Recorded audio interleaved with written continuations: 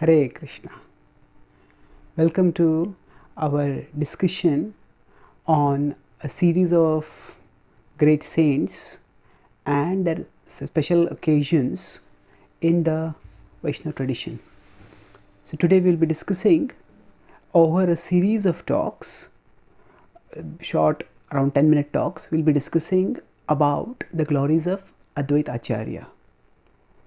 Advaita Acharya is one of the most prominent saints in the Gaudiya Vaishnava tradition, and his distinctiveness among the intimate associates of Lord Chaitanya comes primarily from his being senior, significantly senior to Lord Chaitanya.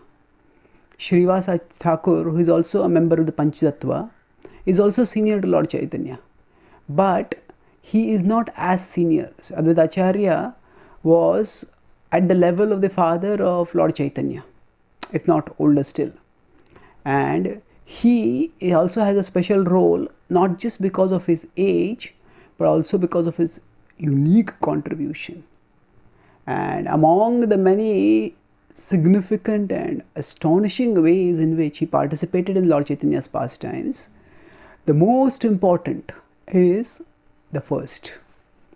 He was the person who called out, and because of his call, that was one of the reasons, the external reasons that made Lord Chaitanya descend to this world. It is said that the devotees, Vancha kalpatarubhyascha kripa sindhubhyevacha patitanam pavanebhyo vaishnavebhyo namo namaha. This is the obeisance prayer that we offer while respecting devotees. And Advaita Acharya personifies this in a beautiful way. Kripa sindhubhya evacha is an ocean of mercy. Patitanam pavanebhyo. He tries to elevate those who are fallen. So how did he do that? He lived in Navadvip Mayapur, which was a stronghold of Vedic learning at his time. And at first glance, if we consider the condition of the rest of the country at that time, it would appear as if Navadvip had it fairly good. The rest of the country was ruled by aggressive Islamic rulers, and many of them were highly intolerant towards the traditional spiritual practices of Sanatana Dharma. And not only that, even Bengal itself was ruled by an inimical ruler, Nawab Hussain Shah. And he too was quite hostile. And later on, when we discuss about the other acharyas and we discuss about the Goswamis, we will discuss how Rupa and Sanatana Goswami played a critical role in mediating between the Nawab and the Vaishnava community and thereby protecting the devotional culture of the time. But still, despite there being so much degradation in the rest of the country and even in Bengal, Advaita Acharya's vision was transcendental. And this transcendental vision meant that he did not consider, from the point of view of many nationalists say, the idea that India was ruled by Muslims is considered a great travesty in Indian history. And from the transcendental point of view, whether there were Islamic rulers or rulers of some other kind, that is inconsequential if the people in general are not devoted to God. So in Navadvip itself, the Islamic invasion had not had much effect. We could say the culture, which is Vedic in the broad sense, was still flourishing there. So there were Brahmanas who were Pandits, and they lived on charity. And it was not that they were persecuted directly. There were general people who appreciated Brahmanic culture, and they gave charity to the Brahmanas because of their scholarship, because of their performance of sacrifices and rituals. And if we look at the description of Navadvip as it is described in Chaitanya Charitamrita, Chaitanya Bhagavat, Chaitanya Mangal and other biographical works of Lord Chaitanya, we would think, oh, this is a very good place. It's a very pious place. As compared to much of the materialistic culture that we encounter in today's world, it would seem a very nice culture. And yes, in some ways it is nice. But Advaita Acharya and Vaishnavas of his caliber are not satisfied with material nicety. They are not satisfied with mundane piety. They want something higher.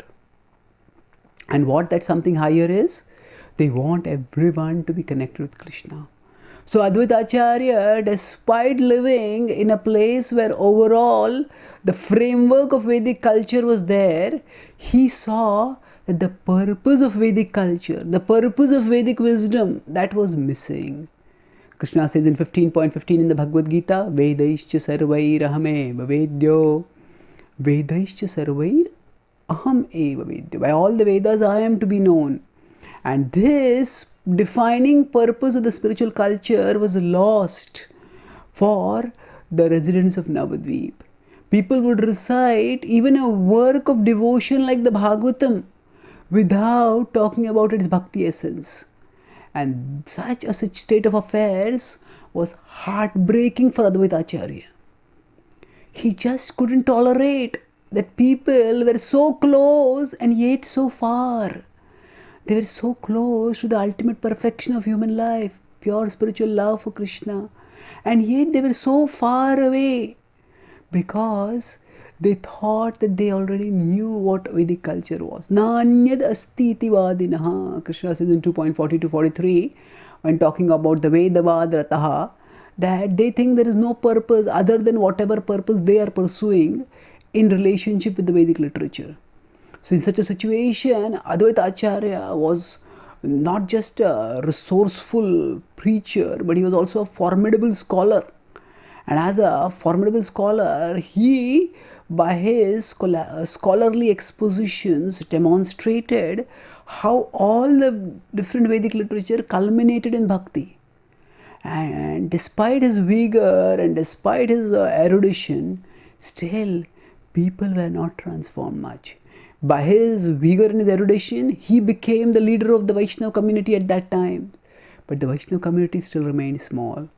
And Advaita Acharya at that time felt that this task is so difficult that to get people to rise from the level of mundane piety to the level of pure spirituality, to the level of pure love for Krishna, that is a task so difficult that only the Supreme Lord can accomplish it. And he was hoping and praying that the Lord come. And at that time, he read in the Gautamya Tantra that if one worships the Lord with tulsi and jal, and fur on the banks of the Ganga, and calls out to him, the Lord responds. And then, immediately on reading this, he devoted himself utterly, wholeheartedly, desperately, urgently, fervently to calling out to the Lord. And the intensity of his call was so great. The Chaitanya Charitamrita poetically describes that call was not just within his heart. It was not just a huge call that people around him heard. It was a call from the human heart to the divine heart. It went right from the earth through the heavens, through Brahma Loka, through the coverings of the universe, through the Brahma Jyoti, through to Vaikuntha, and Vaikuntha, that call went on to Goloka, and there it touched the heart of Krishna, and Krishna felt impelled to descend because of the call of Advaita Acharya, and Krishna thereafter descended as Sri Chaitanya Mahaprabhu. So Advaita Acharya's devotion is so great that he can cause the Lord to descend from the spiritual world to the material world. Our heart is an arena of godlessness, as was the Navadvip at his time.